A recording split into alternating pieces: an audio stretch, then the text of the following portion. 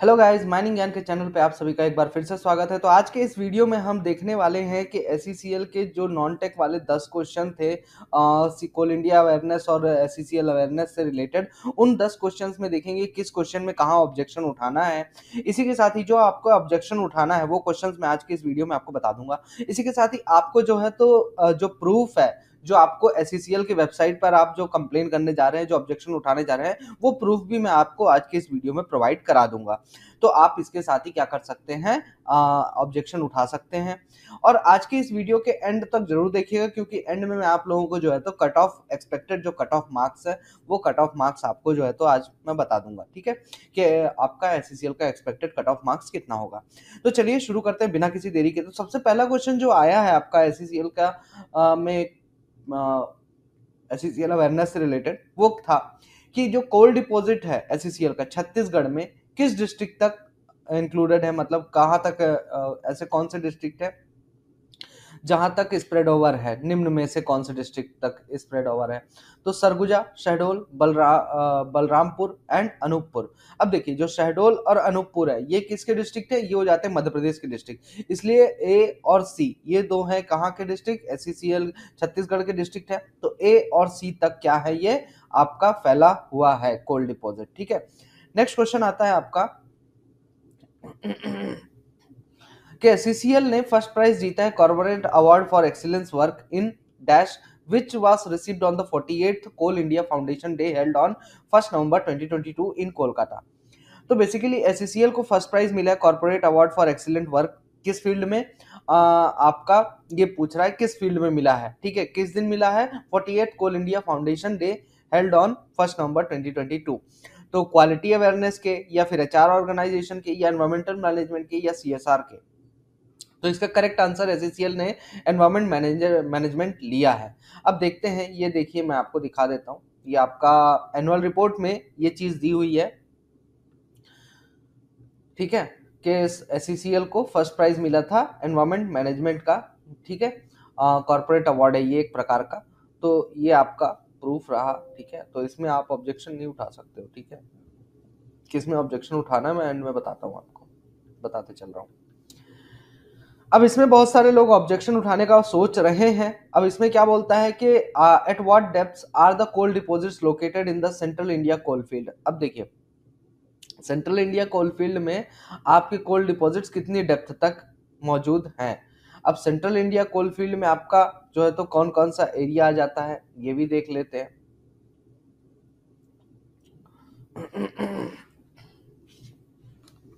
मैं दिखा देता हूँ, सेंट्रल कोल फील्ड्स।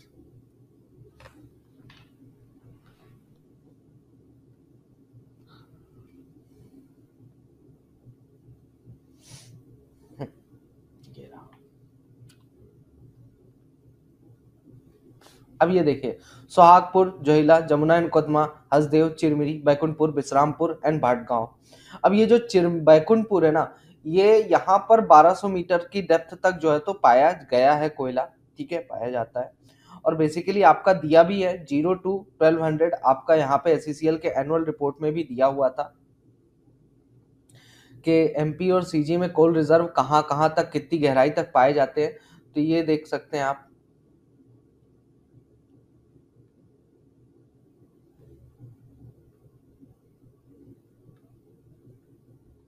ये दिया हुआ है कि एमपी और सीजी में जो कोल रिजर्व है वो 0 से लेके 1200 मीटर की गहराई तक पाया जाता है।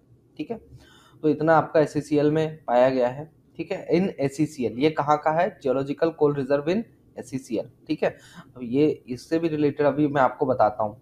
ठीक है, तो इसमें आप ऑब्जेक्शन ना ही उठाएं मेरी तरफ से, तो ये सजेशन है आपको। ठीक है, इसमें ऑब्जेक्शन उठाने लायक है भी नहीं।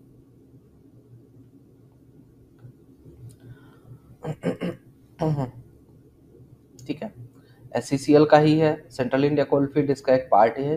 और सेंट्रल इंडिया कोलफील्ड में आपका बैकुंठपुर आता है, और बैकुंठपुर में है मौजूद वहां पर।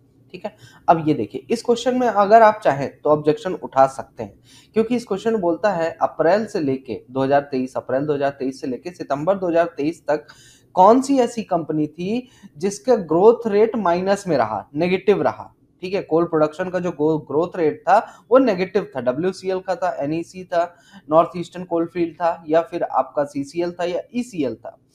तो अब ग्रोथ रेट 39.2%, ये आपको कहीं नहीं मिलेगा। अब मैं इसका आपको प्रूफ दिखाता हूं, ये कहां से लिया है इन लोगों ने और इनकी क्या मिस्टेक की है इन्होंने यहाँ पे।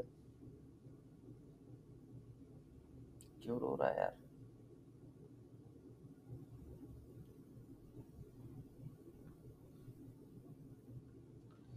ये देखिए, ये आपका जो मैं दिखा रहा हूं ना, ये क्या है, ये मिनिस्ट्री ऑफ कोल के द्वारा हर महीने एक रिपोर्ट निकाली जाती है, ठीक है, जिसमें कि पूरा स्टैटिस्टिक्स रहता है कि कितना प्रोडक्शन हुआ, कितना कोल डिस्पैच हुआ, ये सारी चीजें इसमें दी जाती हैं।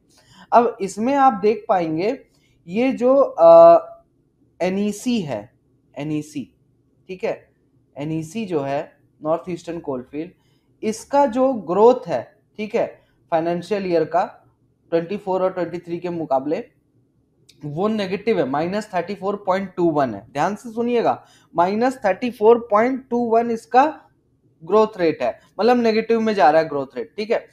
कब का है ये किस महीने का है? ये है आपका सितंबर तक का जो प्रोडक्शन का ग्रोथ रेट था, ठीक है। अब चलो पीछे का देख लेते हैं, ठीक है। 39.2 नहीं मिला ना, 34.2 मिला है, ठीक है, सितंबर तक का।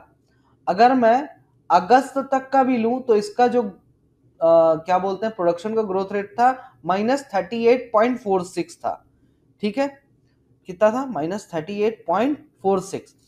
कहीं पर भी 39.2 नहीं रहा है। मुझे जो महसूस हो रहा है इन्होंने गड़बड़ कहाँ कर दी है, यहाँ पे 34.2 होना चाहिए था सितंबर तक का, जो इन्होंने बोला कि अप्रैल से सितंबर तक का बताइए, ठीक है। तो अप्रैल से सितंबर तक का जो ग्रोथ रेट था इसका नेगेटिव में कितना था? 34.21, बट वहां पे इन्होंने गलती से मिस्टेक कर दी है, मिसटाइप करके 39.2 कर दिया है। क्या कर दिया? 39.2 कर दिया, ठीक है, 34 की जगह 39 कर दिया। तो लेकिन फिर भी आंसर तब भी यही होगा, चाहे कुछ भी हो, ठीक है। तो ऑब्जेक्शन उठाना चाहो ना उठाना चाहो देख लो अपना, बाकी लायक नहीं है उस लायक। अगला क्वेश्चन है, which of the following are the fully owned subsidiary companies of Coal India limited? Coal India का फुली ओन्ड सब्सिडरी कंपनी कौन है, ठीक है। तो देखिए ये लोग तो क्या है, ये दो ठो, हिंदुस्तान उर्वरक एंड रसायन लिमिटेड एंड कोल लिग्नाइट ऊर्जा विकास प्राइवेट लिमिटेड, ये दोनों क्या है? ये है उसकी जॉइंट वेंचर कंपनीज, है ना। फुली ओन्ड सब्सिडरी कंपनीज कौन सी? ECL और MCL, तो A एंड C आंसर है आपका। नेक्स्ट क्वेश्चन है, to avoid arduous travelling and hence to enhance efficiency and effective working hours in the underground method of mining, dash has been installed in 14 underground mines of SCCL। अच्छा, अब थकावट से बचाने के लिए, समय बचाने के लिए, ठीक है, वर्किंग आवर्स को में समय बचाने के लिए, ट्रैवलिंग के लिए क्या लगाया जाएगा? तो सिंपल सी बात है, मैन राइडिंग सिस्टम ही लगाया जाएगा, ठीक है। तो इसका तो कॉमन सेंस वाला आंसर था, जिसको नहीं पता था वो भी दे सकता था। ये आता है मेन क्वेश्चन, 1 अप्रैल 2022 के अनुसार मध्य प्रदेश का प्रूव्ड कोल रिजर्व क्या है? मध्य प्रदेश स्टेट का प्रूव्ड कोल रिजर्व क्या है? अब इसमें आप ऑब्जेक्शन उठाना चाह रहे हो, ठीक है, अब ध्यान से देखिएगा, ऑब्जेक्शन उठाना है।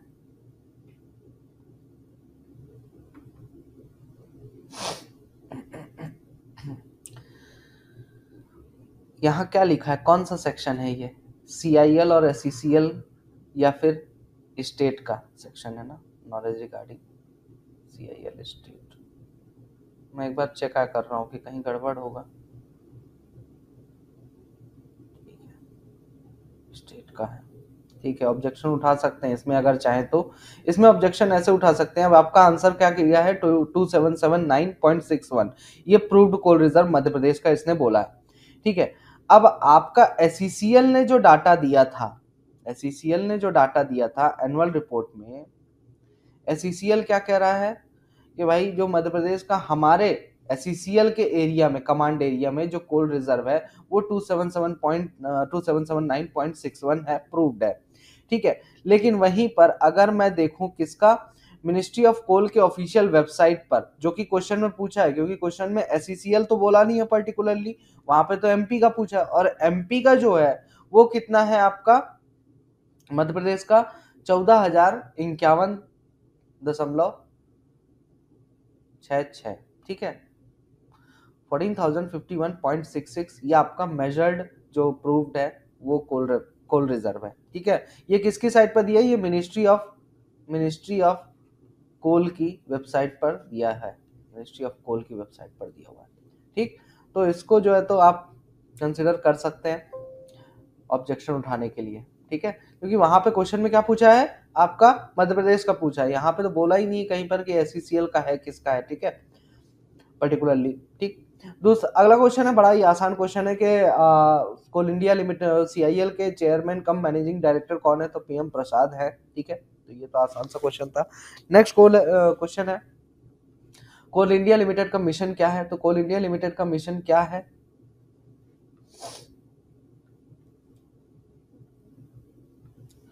to produce and market the planned quantity of coal and coal products efficiently and economically in an eco-friendly manner with due regard to safety, conservation and quality, ठीक है। ये आपका कोल इंडिया का है, तो सेम टू सेम वही चीज answer भी कंसिडर किया है, तो इसमें तो ऑब्जेक्शन नहीं उठाइएगा जी, ठीक है। नेक्स्ट क्वेश्चन है, what was the production of coal and offtake, ठीक है, मेन पूछ रहा है कि कोल का प्रोडक्शन और कोल डिस्पैच एसईसीएल का अप्रैल 2023 से लेके अगस्त 2023 तक कितना था।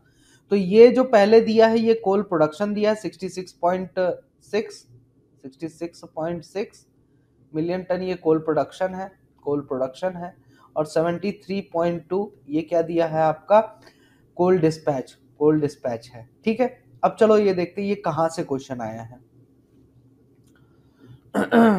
मिनिस्ट्री ऑफ कोल की वेबसाइट पे, जैसे मैंने कि कहा हर महीने निकाला जाता है, कि जैसे यहाँ पे देखिए ये अगस्त महीने में एसईसीएल का जो कोयले का टारगेट था, कोल प्रोडक्शन का टारगेट था, सॉरी डिस्पैच का, ये तो प्रोडक्शन कहाँ गया, ये रहा प्रोडक्शन, कोल प्रोडक्शन को जो टारगेट था वो था 11.81, ठीक है, सॉरी 11.46, इसने अचीव कितना किया फाइनेंशियल ईयर 2021 में, अगस्त में 11.81 अचीव किया, फिर अप्रैल से लेके अगस्त तक फाइनेंशियल ईयर 24 तक इसका मेन टारगेट था कितना, टारगेट दिया है नहीं दिया, चलो प्रोडक्शन बस दिया है, तो इसका प्रोडक्शन कितना हुआ 66.63, ठीक है। तो ये यहां से कोल प्रोडक्शन लिया है एसईसीएल का अगस्त तक का 66.63, जो मंथली प्रोडक्शन होता है वहां से लिया अप टू अगस्त, ठीक है। कोल डिस्पैच की अगर बात करें तो कोल डिस्पैच आखिर कितना लिया है 73.17, थोड़ा बहुत अंतर है, ठीक है, बाकी सेम ही है, तो यह आंसर भी इसका करेक्ट है, इस पे आप ऑब्जेक्शन नहीं उठाएंगे, ठीक है। 73.12 वो मैनेज हो जाता है, 73.17 है, ठीक है, तो उसमें कंफ्यूजन नहीं हो करिएगा। अगला है, अब जो सबसे मेन है, जहां पर आप लोग किसी भी चीज का रेफरेंस नहीं दे पा रहे हैं, क्या है वो क्वेश्चन, वो है क्वेश्चन नंबर 4।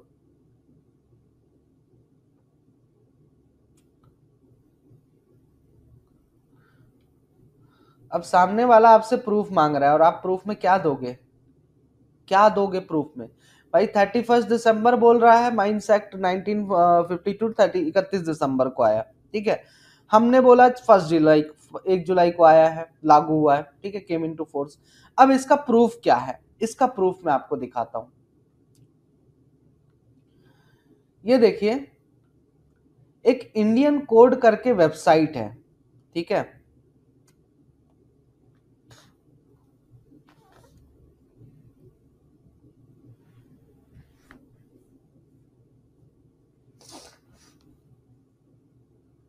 ये देखिए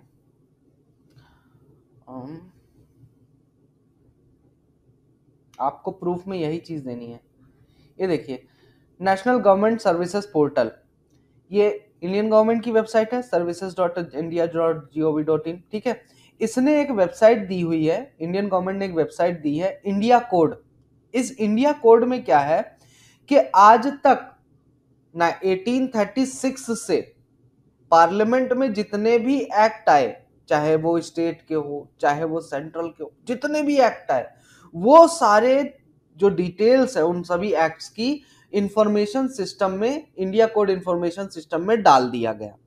ठीक है, तो इंडिया कोड क्या है, गवर्नमेंट की एक वेबसाइट है जिसपे कि दुनिया भर के 1836 के बाद से जितने भी एक्ट वगैरह आए हैं, रूल्स आए, रेगुलेशंस आए, सर्कुलर्स आए, सब वहां पर आपका अपलोड कर दिया गया है। इसके साथ ही इनका मेन चीजें कि हर एक एक्ट में क्या है, शॉर्ट टाइटल क्या है उसका, कब वो एनेक्टमेंट हुआ, मतलब एनफोर्समेंट डे कौन सा है उसका, सेक्शंस कितने हैं, शेड्यूल क्या क्या है, सारी चीजें, ठीक है, जो भी फुटनोट्स वगैरह वो सारी चीजें इस वेबसाइट पर दिया हुआ है। अब चलिए हम इस वेबसाइट पर चल के देखते हैं। ठीक है, सामने वाले को प्रूफ चाहिए ना, वो क्या कंसिडर कर रहा है, वो ये चीज कंसिडर कर रहा है, मैं दिखाता हूं। वो ये चीज कंसिडर कर रहा है क्योंकि आपका माइंस एक्ट जो ओरिजिनल वाला है उसमें जब पढ़ेंगे ना तो उसमें लिखा है कि माइंस एक्ट जो है तो 31 दिसंबर 1953 तक लागू हो जाना चाहिए। जिस माइंस में लागू नहीं हो रहा है तो उस माइंस में भी लागू हो जाना चाहिए। ठीक है, इतने दिन तक, इसके बाद फिर कोई गुंजाइश नहीं रहेगी। ठीक है, इतना, ये इससे इसके बाद किसी भी चीज पर लागू नहीं किया जाएगा, इसके पहले पहले सभी पर लागू हो जाएगा, हर एक स्टेट पे, हर एक माइंस पे, हर जगह। ठीक है, लेकिन लागू कब से हुआ, तो ये देखिए इसी के ऑफिशियल वेबसाइट पर ये दिया हुआ है, ये सेक्शंस दिए हुए हैं, इसके शेड्यूल के बारे में, ये एनेक्सर, अपेंडिक्स, फॉर्म्स, और ये आया एक्ट के डिटेल्स। एक्ट के डिटेल्स में एक्ट आईडी इसका दिया हुआ है, एक्ट नंबर दिया हुआ है, कौन सा एक्ट है, ठीक है, एनेक्टमेंट डेट कब था, और ये देखिए एनफोर्समेंट डेट। ये चीज मैं आपको प्रोवाइड करा दूंगा, आप बकायदा बोल सकते हो कि भाई साहब एनफोर्समेंट डेट गवर्नमेंट की वेबसाइट पर दिया हुआ है 1 जुलाई 1952। ठीक है, ministry of labour and employment के द्वारा। ठीक है, तो ये आप यहाँ पर इसका स्क्रीनशॉट जो है तो शेयर कर वहां पर डाल दीजिएगा, मैं आपको शेयर कर देता हूँ। ठीक है, और रिमार्क्स में लिख दीजिएगा कि ये कहाँ से आपने लिया है। ये इंडिया कोड करके वेबसाइट है, ठीक है, गवर्नमेंट ऑफ इंडिया की, जहाँ पर पूरे लॉस वगैरह की जो है तो एक डिजिटल रिपोजिटरी है कि यहाँ पे सारी इकट्ठा करके रखा गया है।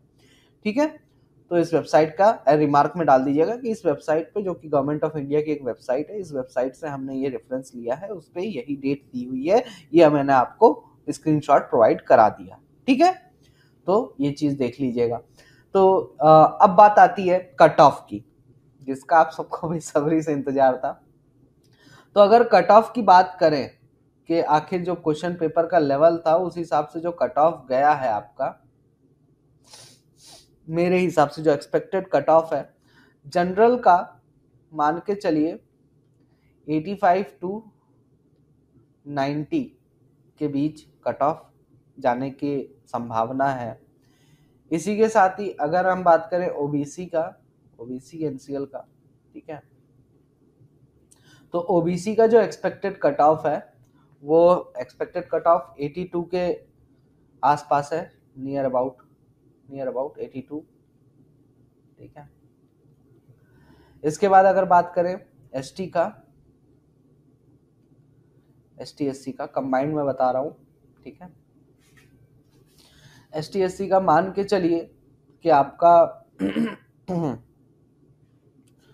एक्सपेक्टेड कट ऑफ जो है तो वो 70 टू 80 के बीच में रहेगा, 70 टू 80 के बीच में रहेगा, ये आपका एक्सपेक्टेड कट ऑफ है।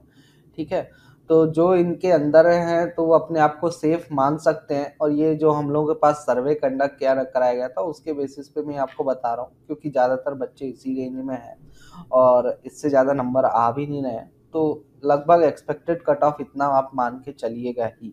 ठीक है, क्योंकि वैकेंसी बहुत ज़्यादा है, उस हिसाब से जो मेरा अंदाजा है वो इतना है कि इसके बीच में आपका एक्सपेक्टेड कट ऑफ रहेगा। ठीक है, हाँ, अब आपका है एसईसीएल में ऑब्जेक्शन उठाने का, तो ऑब्जेक्शन उठाने का लिंक वीडियो के डिस्क्रिप्शन में मिल जाएगा, कैसे ऑब्जेक्शन उठाना है। इसी के साथ ही आपकी ये जो ऑब्जेक्शन वाले मैंने प्रूफ दिखाए हैं, इन सभी का मैं पीडीएफ बना के डिस्क्रिप्शन बॉक्स में प्रोवाइड करा दे रहा हूँ।